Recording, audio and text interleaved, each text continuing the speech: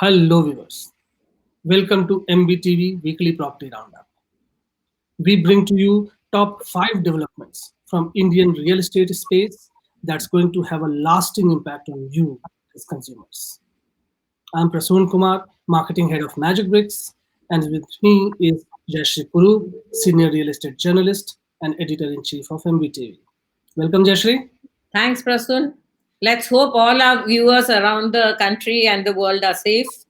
Yes, But absolutely. Yes, absolutely. And let's also hope that we see easing off for this pandemic and restarting of economic activities because there's a lot happening also in real estate as an industry. Everyone is looking forward to construction beginning again and economic activities kickstarting again. But of course, all of that must be done keeping everyone's safety in mind first, and then everything else comes in. But talking about real estate and the developments that are happening in real estate, quite a few interesting developments that happened last week. And one development that we have just picked that's happening as of now, as we are talking, is very, very significant for consumers, which is government is mulling lower GST for real estate sector to soothe COVID-19 pain. Now, if the GST cut is a significant one, then it will definitely mean lower cost of ownership of a home or any kind of property and will spur demand.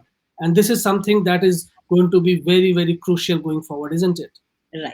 Uh, Prasun, while sectors like restaurants, hotels, and aviation they are talking about a 6-month cut in real estate, 6-month deferment of GST. In real estate, they're saying there will be a cut in GST. This is important because completed projects don't attract GST. So completed units are still being sold, but under construction projects, which accounts for bulk of what is happening in the market, they're finding it difficult to sell because there's a big difference in price between an under construction and a completed project. Yes. So with this GST cut, they're hoping that they can bring in demand. Now, in real estate, one of the biggest things is, in addition to trying to restart the industry and restart work on the ground, there is also a problem that you have to actually allow it consumers. You have to draw in the demand. The demand is more or less static today, and this is one of the ways of drawing in the demand. Absolutely. And both on the supply side and demand side, there is a need for some sort of a stimulus to come in. And I think this will be a very good decision if it happens in favor of what we are talking about. So let's see how this develops, and we'll keep our viewers informed on this. There's another important news that came over last few days, which is to do with the transparency that you have been talking about and we have been championing that needs to come into real estate. And one significant development, UP-RERA has appointed CRISIL to grade builders and projects. Now, CRISIL is a much liked body, and everyone looks up to CRISIL ratings, and it has lots of credibility out there. So them rating projects and developers would obviously give consumers a better way to evaluate projects and ability to take better decisions, isn't it? Absolutely.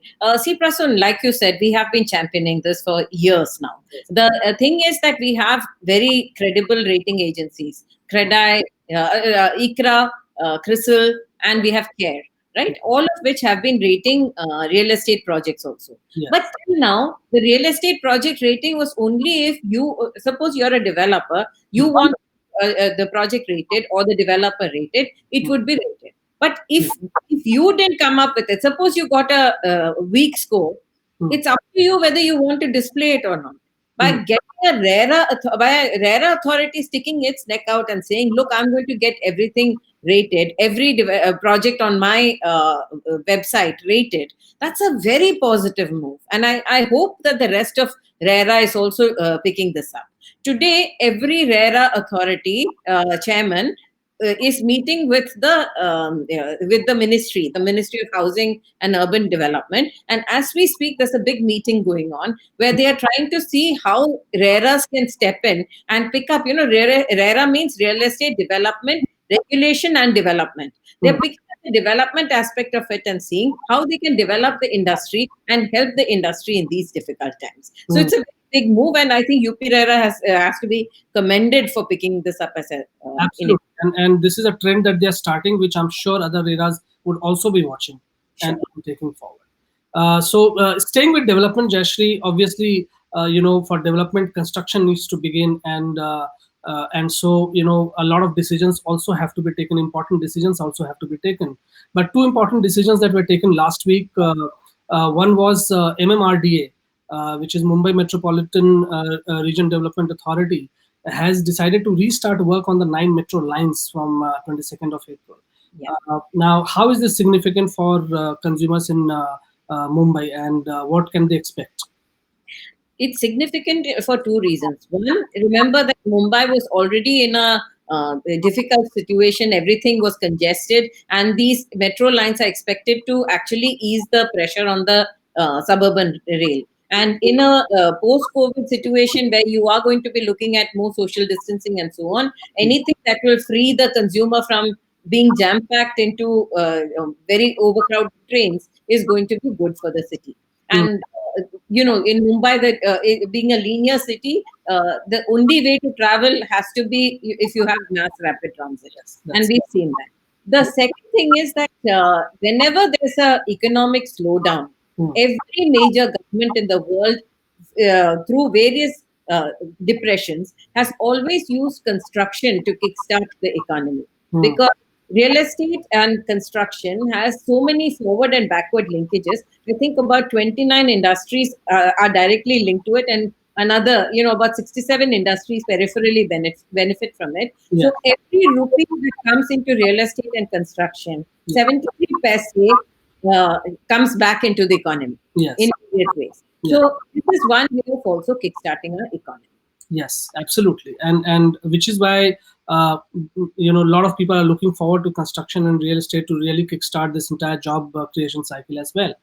Now, staying on with metro development, there's a bit of development that happened in Bengaluru as well, where the Bangalore Metro Rail Corporation, decided to resume construction work by, making use of the laborers available locally, and also construction good movement for government projects have started getting permission in Karnataka, or at least have been given limited permission in Karnataka.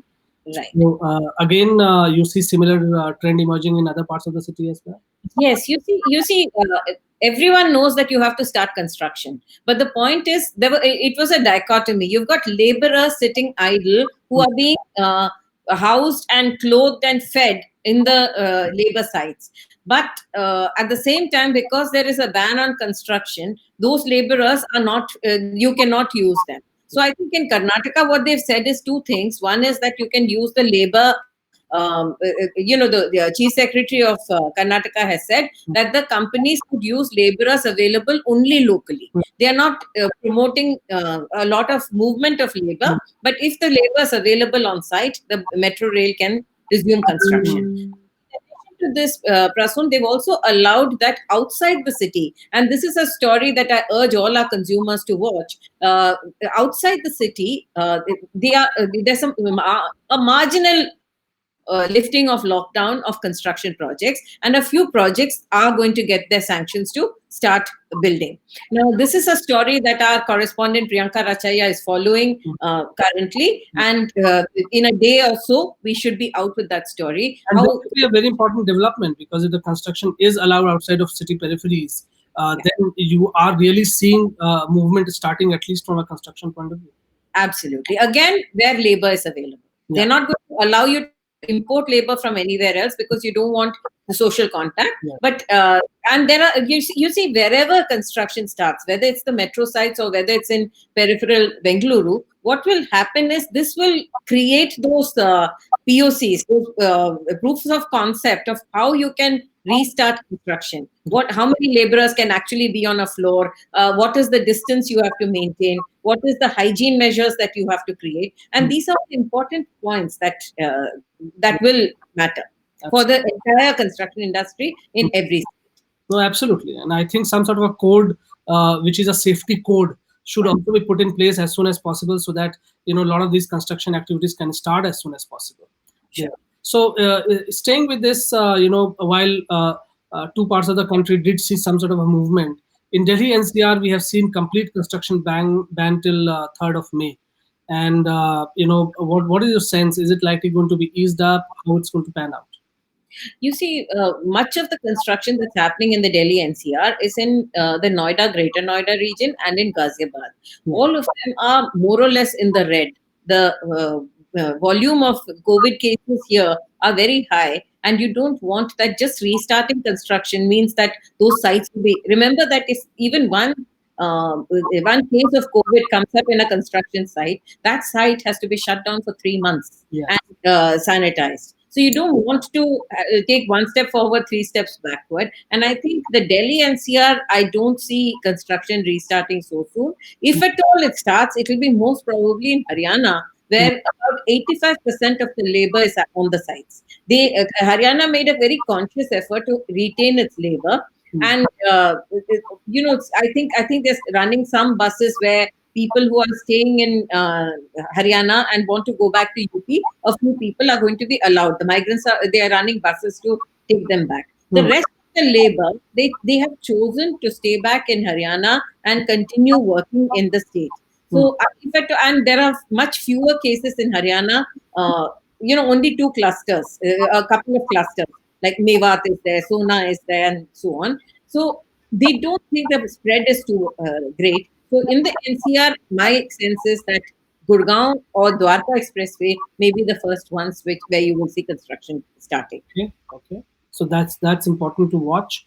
And in Rajasthan, realtors have requested Rajasthan RERA for 1 year extension on completion of projects because of the disruption that has come in.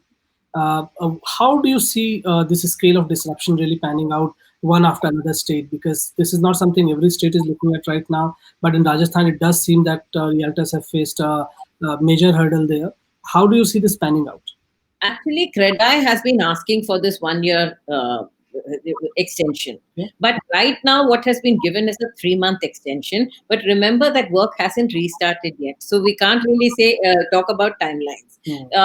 Their contention is that a 3 month period of delay, no construction, it translates into a 1 year delay in handover. But a lot of developers that we spoke to, and we have been, these are public shows that we are doing on MBTV, a lot of developers have actually told us that it is 1 quarter of no construction translates into 2 quarters of delay. They, but there will be a lot of challenges in terms of how soon the construction material comes, how soon the labor may not be available everywhere and so on. So it's not unjustified, but whether they will give a blanket extension for a year, I have my doubts. I have a feeling that this situation is evolving and we have to keep watching it. Maybe a better model to work there is from the date of the construction, when you allow construction to happen, a certain extension from that day depending on the stage of the project. It doesn't have to be staggered like that. That's right. Sure. So yes, a lot of developments happening as it is in real estate, and everyone is hoping for situation to improve so that things start getting back into track again. So here's with the hope that we control this pandemic as soon as possible, and we see real estate and construction beginning, again. In the meanwhile, at MBTV, of course, we will keep an eye on all the news that we have been speaking about. So keep watching MBTV during this time and stay updated. And Prasun, this is the time when most people have realized that they need that home of their own, especially when you need to be locked in, when you need you can't step out of your house. The vagaries of rental has actually come to the forefront, right? And a lot of consumers are actually currently looking at how they can buy that house and so on. So while the government is very keen that work should restart, I think it is very important that consumers, while they are locked down, they should also be looking at where they would like to buy a house, what kind of house is available, and today is a good time because you will be able to negotiate. Everybody will negotiate for you, including the government will make things easier for you. And we at Magicbricks are anyway championing the cause of the consumer. Oh, absolutely, and I think consumers should continue searching for their dream property, do all the research, and be as better prepared, as well prepared as you can be. And MBTV is always there to simplify this for you. Right. And So that's where we'll stop and have a healthy, safe week ahead. keep watching MBT. Keep watching. Thank you.